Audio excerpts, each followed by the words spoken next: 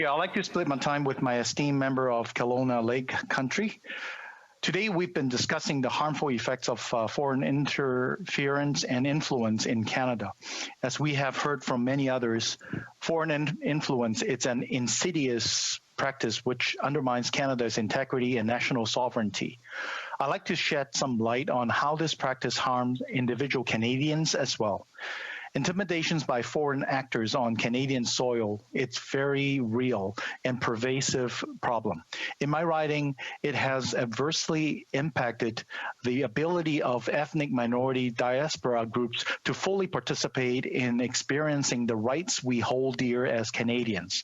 Despite being welcomed into our country, they are still unable to exercise free speech, free association, and live freely, for the fear of repercussions taken upon them by bad faith actors operating under the instruction of foreign government groups, or for repercussions against family members in their home country.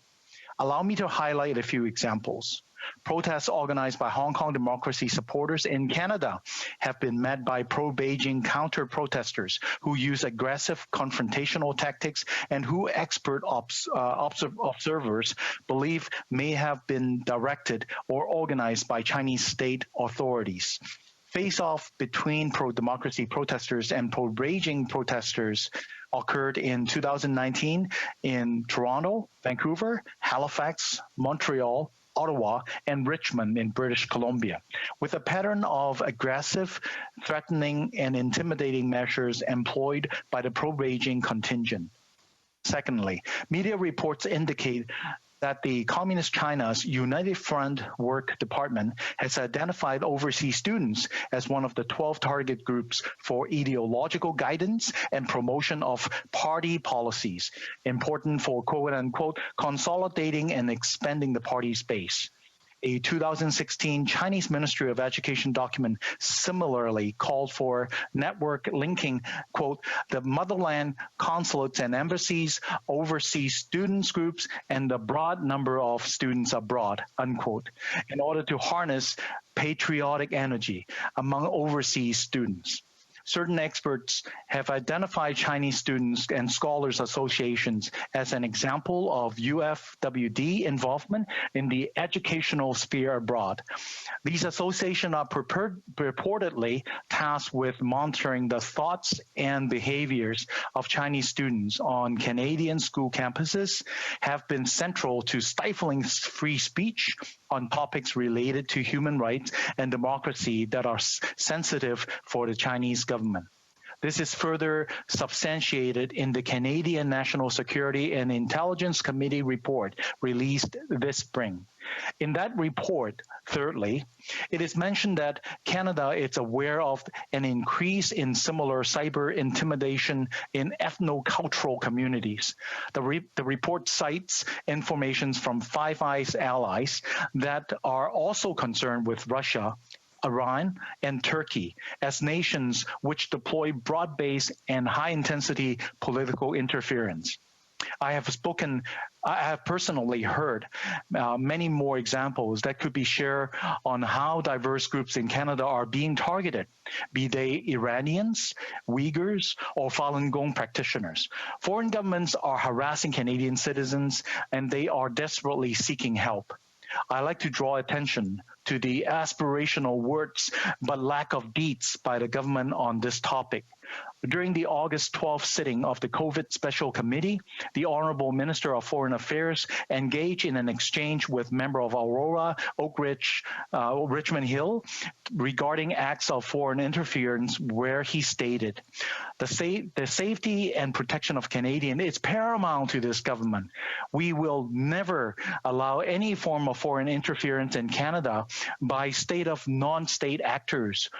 Every time there have been allegations, we have taken actions with the Minister of Public Safety.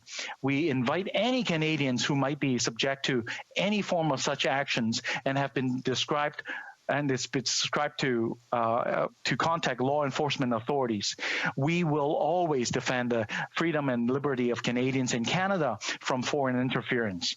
In response to this statement, Amnesty International has called Canada's current efforts helpless, muddled, and ineffective. Commentary from human rights groups suggests reporting acts of foreign interference result in no action, as agencies lack cooperations and victims find themselves confusingly referred back and forth between agencies who ultimately decide to drop the case for the lack of evidence. They have put forward ideas for solutions, which include creation of a hotline for complaints and creation of a counter-interference law similar to the one effective in Australia. The Australia legislation, it's well thought out and contains an important provision on communication activities I believe Canada is sorely in need of. Australia defends its citizens from the communication akin to propaganda through a proactive disclosure scheme. I have investigated this as an opportunity, but unfortunately I have been advised by our Legislative Council that such a rule would be impossible to apply or enforce in Canada. This is something we must work together to change.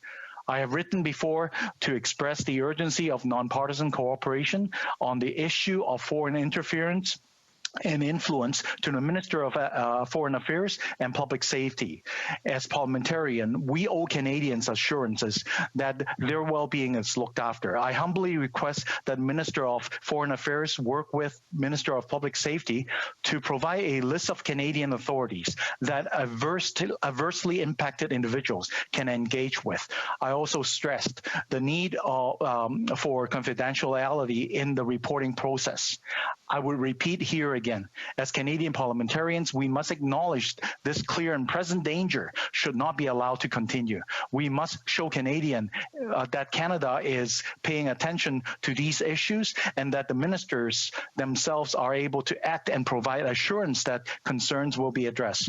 I have yet to receive such a assurance, and the Canadians suffering from coercive foreign influence have yet to see action or hear more than an unsupportive statement from their government. Thank you, Madam Speaker.